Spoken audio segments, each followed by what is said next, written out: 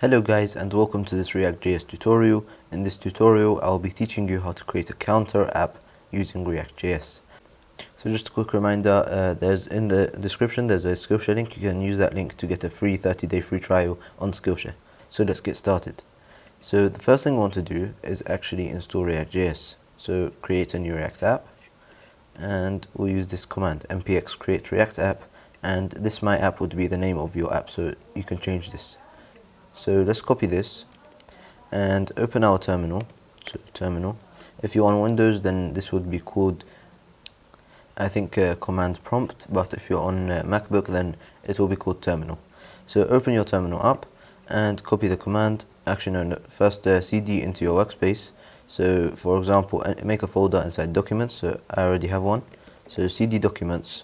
This is to be inside the documents path. And then make a folder if you want. If you you don't have to, but you should. And I've already made a folder, so my workspace is React YouTube, so cd React YouTube. And over here I'm going to be creating my project. So you should make a folder of your own inside documents and cd into it. And I'm going to paste the command here, and I'm going to change the name of the app to counter. Click enter, and this should create a React app for you, and it will install all the modules and everything for you and set up a React app for you. Okay, so my React app has been created, but I just wanted to say that some of you might not have installed Node, so you need to install Node to run that command. If your app has been created, then no need to install Node because you probably have installed it. But if you haven't, let me just show you how to install it. So Node.js download.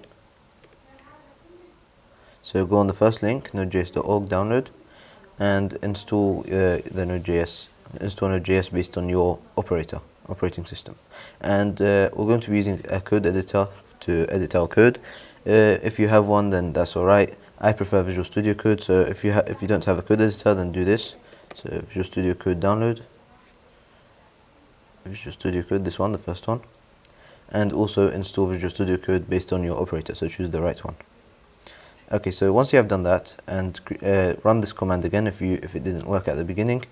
And okay, so open your code editor now, Visual Studio Code, open folder, and open the project that we have just created. So documents, React YouTube, and counter.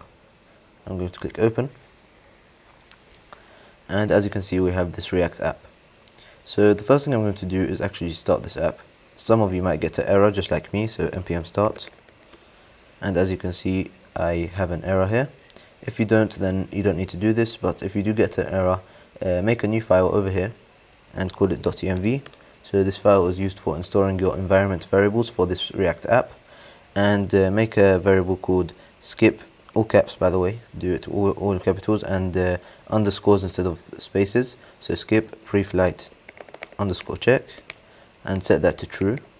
Save this file, run the app again, and it should work.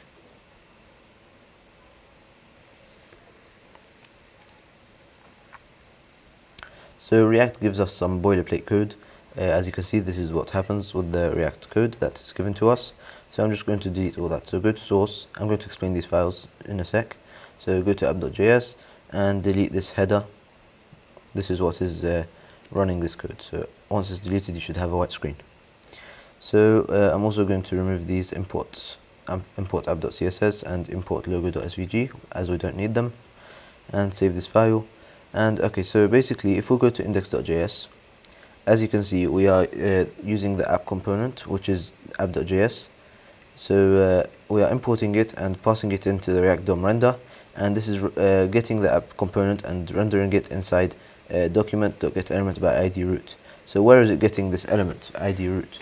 Goes to public index.html, and as you can see, we have a div over here with the id of root, and it is getting that div and storing and rendering everything inside this div. So everything inside app.js is going to be rendered inside that div using React DOM render. Also, don't worry if you don't understand this. This is not important. You don't really need to know what is happening. So basically, we're not going to need this CSS file. So click on this and hold Control on Windows or Command on MacBook, and click on app.test.js. We don't need that too. index.css, logo.svg, and setup.test.js, and then click delete. And we're going to get an error, as you can see, because inside index.js we are importing index.css, our CSS file that we just deleted. So remove this import because it's not there, so we're going to be getting an error, obviously. Okay, so now let's get started. So let's go to app.js, and I'm going to make a hook, a state hook for storing our counter. So I'll explain all this in a sec. So go inside the function and do const, and then an array, and put in the name of the state, so counter for us, and set counter. I'll explain this in a second. And this is equal to useState, one s over here, and we need to import useState from React. So import useState from React. So basically, what the point of a state is, so whenever the state changes, the whole application renders again, the whole component renders again. And so we're going to be using the state to, the state's basically like a variable that stores stuff. So basically the set counter is used to change the value of this variable, the counter variable, and the counter variable is going to be our counter. So we'll be changing the value of this counter using the set counter. And inside this, the useState, this would be the initial value of counter. So inside here we're going to put 0 because obviously we're going to start off with 0. So counter is going to equal to 0 unless we change it to a set counter. Set counter is a function that changes counter. So don't worry, this will all make sense just in case you don't understand it.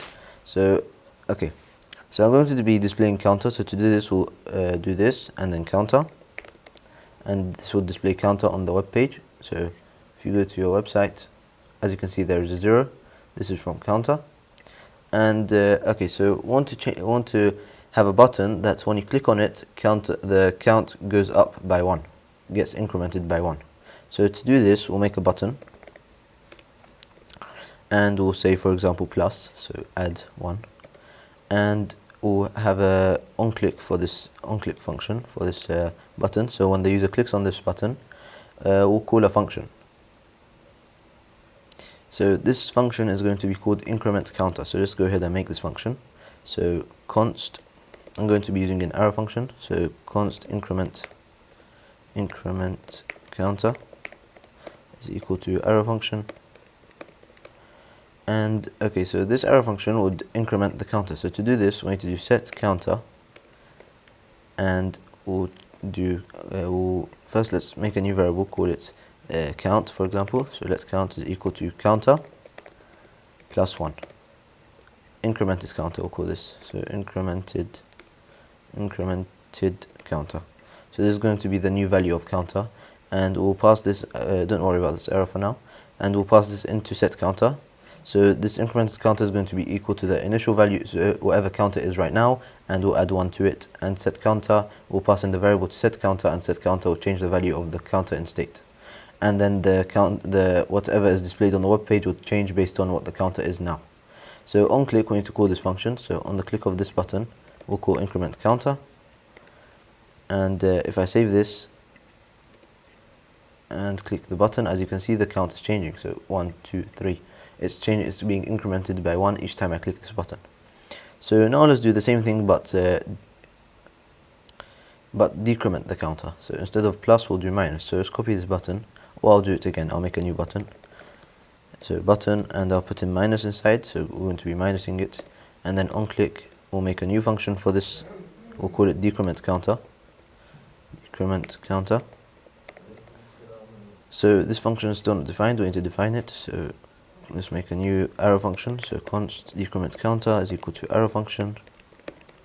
And we'll make a new variable, decremented counter, we'll call it decremented counter, and this would be equal to counter minus 1.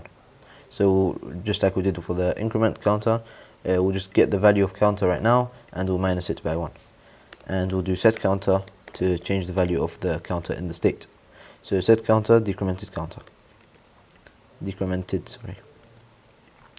So now when we click on the minus button, we should call the decrement counter function, which would set the counter of the state, and will decrement the counter by 1. So let's save this and let's click the minus. As you can see, it's being decremented, and if I click the plus, it's being incremented. Okay, so I hope you have enjoyed this tutorial. Please like and subscribe. Thank you.